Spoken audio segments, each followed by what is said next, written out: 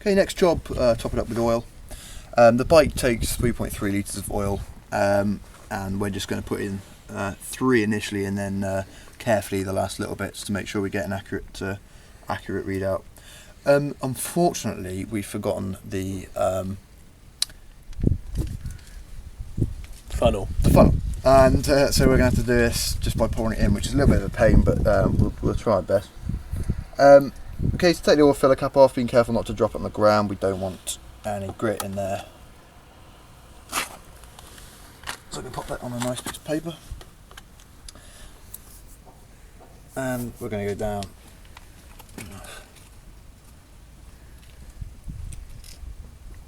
So most indication windows on conventional bikes these days, you get a lower limit and an upper limit.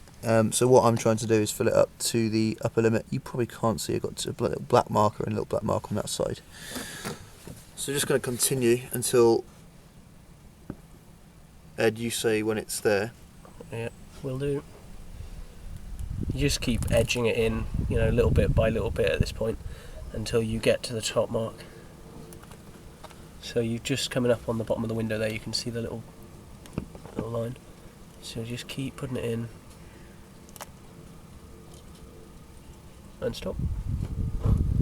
There, that's a better shot there. It's about just under halfway up there. So you just keep going a little bit more. Right, stop. Because you've got to keep letting it settle. See where it gets to.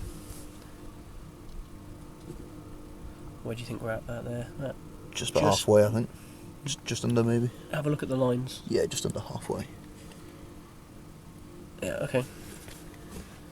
It's worth mentioning at this point as well that you have to do this on a flat and level surface with the bike flat.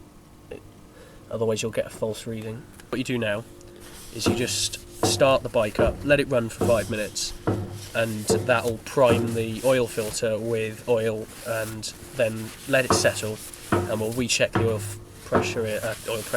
oil level in 5 minutes time. People, important thing, don't forget to put the oil filler cap back on. Before starting the bike? Yeah, before starting the bike happens more often than you might think. First of all, many apologies if you can't hear me very well. There's a building site next door and we've just got stones going around in the cement mixer, so. Okay, so what we're going to do now is start the bike up and let the oil get around the engine sump. And we're expecting the level to drop, and we're going to need at least another 200ml afterwards. Also another nice chance for you to have a look at my nice SC can here, used by Pramac Ducati in MotoGP. I thought it was a nice way to go. Really nice can, sounds really great. Also, while I'm actually on the side here, you can see I've got the RNG protection kit, the case covers and the slider as well. Just thought I'd point that out. So we can start them up and let the oil do its job.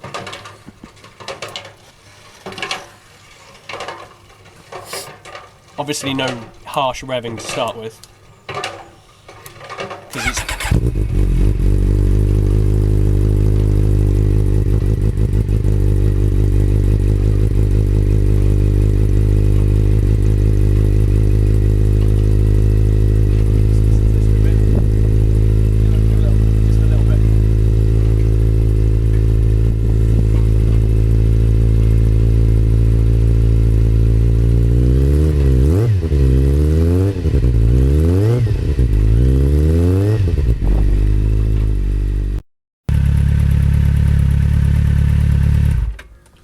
Okay, all we're going to do now is let the oil drain back into the sump, and we'll check the level.